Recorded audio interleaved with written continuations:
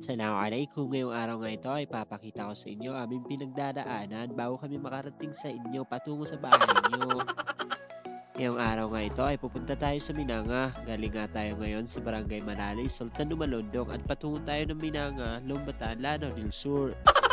Mapapansin nyo nga sa ating dinadaanan ay hindi ito kalsada, ito ay daanan lamang ng mga kabayo.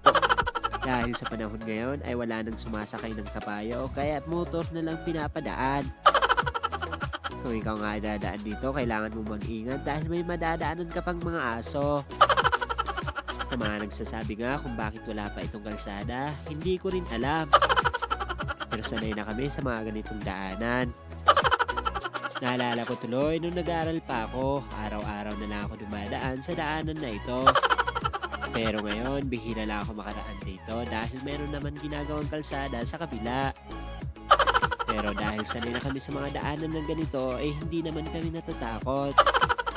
Dahil mas natatakot ako, mawala ka sa buhay ko. Kaya naman kung gusto mo bumisita sa amin, pag-isipan mo muna.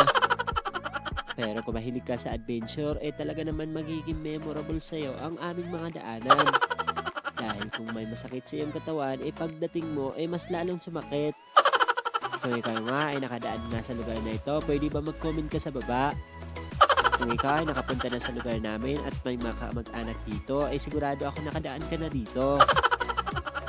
Kung noon nga nag-aaral ako, dito ako dumadaan araw-araw. Na-enjoy ko naman dahil masaya. Lalo na kung marami kayong naglalakad at kasama mo siya. Sa mga nagtatanong bakit ganito ang mga daanan sa amin, di ko rin alam. Kaya sana sa paraan ng video na ito ay sana makita ito ng mga kinauukulan. Dagdag ko rin ng kwento ng mga katanungan sa amin kung bakit sa aming lugar marami daw yung bata pa pero may asawa na.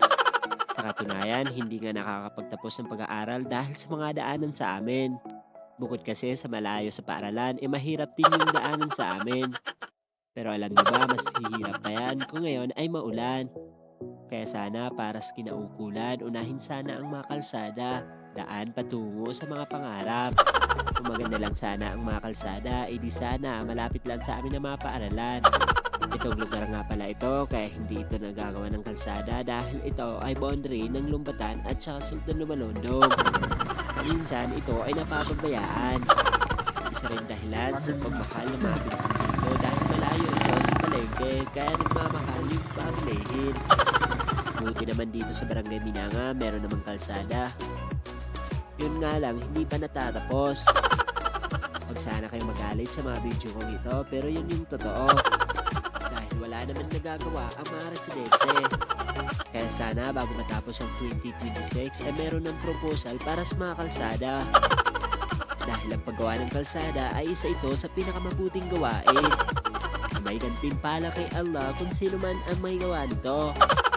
Sa mga oras na nga yan, paakyat na kami galing kaming Minanga at patungo ng Pikutaan, Lumbatan, Lanao del Sur. Masaya nga mamasyal dito dahil na't napakaganda ng mga view dito. Bukod sa preskong hangin, marami kang makikita na tanawin.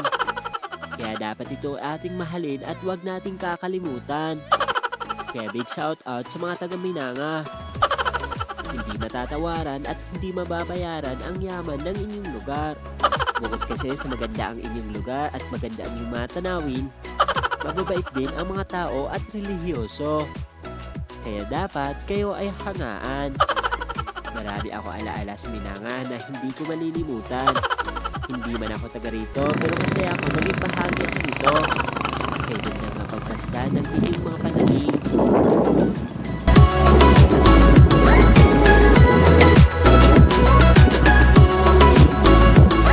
Baka humaba na naman ang aking video kaya dito ko muna tinatapos. Bye-bye!